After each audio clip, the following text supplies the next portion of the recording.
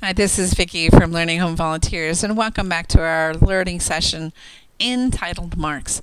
You know, long before children can write, and certainly long before they talk, they begin to express themselves with sounds and, of course, marks. This learning session is going to provide us with lots of places for them to make their mark and lots of ways to mark with. Some of the materials can be a tiny bit messy, and we will warn you about those. But messy or not messy, we're excited to explore different ways to make marks. You know, we're not the only ones that have decided to express themselves making marks. In fact, it's been done a very long time. This is a picture from the Cave of Hands in Argentina, and it was made 20,000 years ago. And literally, I can even see those that made those marks by their hands being there, even though they've been gone a very long time.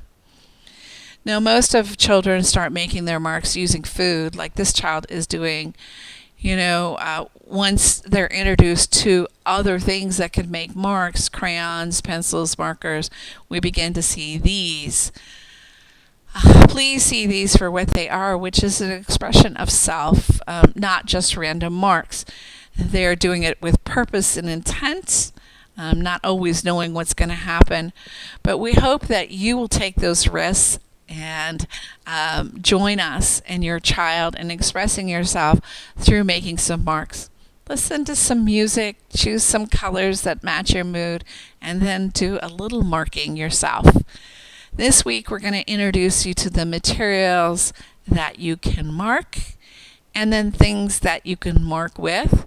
And then we're going to focus on just two of those things that can make marks, which is flour and charcoal. So let's take a look at the books that we've chosen for this session. Our books are about making marks and art. Our first book is about how an oops turns into something delightful, beautiful, and amazing.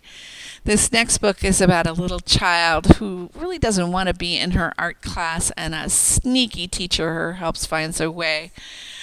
The next book, Ish, is by the same author as Dot, and is about a young boy trying to replicate the things he sees in life, but his sister provides him with a different perspective on his art, which fosters his joy. We hope these books will inspire your family to do a little exploration with mark and art. In your bag, you're going to find lots of different materials in bag number 1. These are things that we can mark. The first one I wanted to talk about was a piece of shower curtain. You know, the great thing about this particular material is that you can actually see through it. So everything you paint automatically includes the environment around it. How cool is that? And then you can hang it and try painting what you see on the other side, or you can put it on top of something that is, underneath and have it come up and paint. Or you could use another clear material like saran wrap and wrap it around table legs and paint or use markers on it. Or you could use a clear frame and use markers and paint to do a portrait. Whenever you choose, I'm sure it will be super fun. The other materials that are in the bag are going to be a number of paper type materials. We have a number of different ways and things that you can explore using the same thing you mark with on these different types of paper. So the first one is actually copy paper, which is really smooth and bright white. We've also included a piece of butcher paper, which is really large, and we folded it. You can cut it to a size that you want, or you can use it in its large format. Totally your choice. We've included some paper towels, which are bumpy and absorbent, which certainly are going to cause some interesting things with any of the marking materials that have moisture in them. And then there are watercolor cards, which will cause marks made in pink paint or markers to bleed along the paper, which is actually kind of cool. We've also included foil, which you could use as a brush to be able to be something to mark with, or it could be used as something to mark on. And finally, our very favorite material, cardboard. Now, I promised Camilla I wouldn't drone on about it, but it still is my favorite. So it's my favorite because it's free, okay? And it's smooth and not smooth. I love the corrugated thing on the inside, which is rough, and then that coated paper on the outside. So it certainly will give different results, probably on both sides, with the different marking elements that we've provided, because it will work definitely a lot different than it does on paper. So let's take a look at the second bag, which actually is mark number 2. And I know when we think of putting something on paper, we naturally think of pens and pencils and crayons and markers and paint, but there are so many choices, and we have tried to include some of these in your bag. You could something like this. These are unconventional brush materials, and so in your bag you'll find a bag filled with a clothespin and some things for you to try. But look around your house. There are so many things you can try.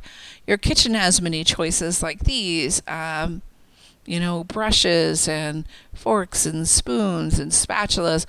But even a simple thing like a cup or a cap will make an interesting mark on the paper.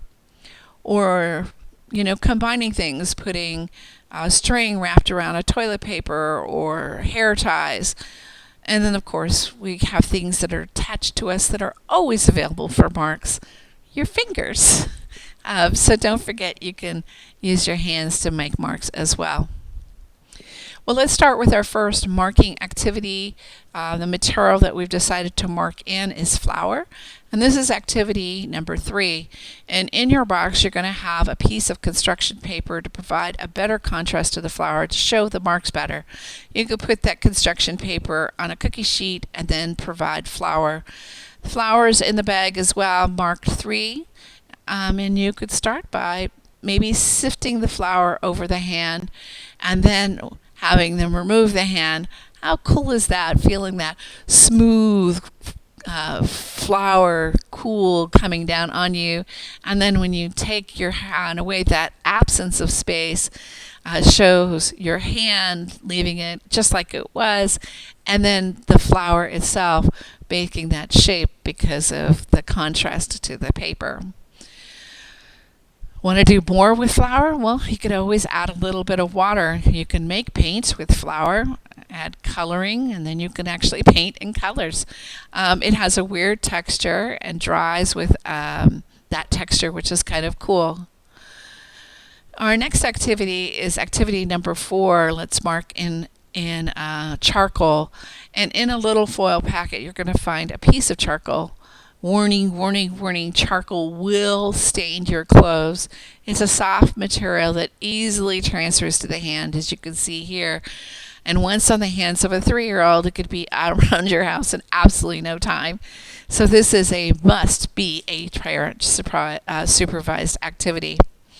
And before you even unveil the charcoal, I would make sure you get a damp towel and an eraser. The best part about charcoal, in my mind, is that the harder you press, the darker the line. And if you rub it, it smears. And if you use an eraser, it creates its own mark, which is almost like a line. It's so cool. You can put the paper over something and then use the charcoal to do a rubbing, and then use the charcoal to make the lines darker and stronger, which is really cool. You can use a Kleenex to change the look of the charcoal completely. You can use your dirty fingers on the paper. Try twisting the charcoal and find out what kind of mark you get with that.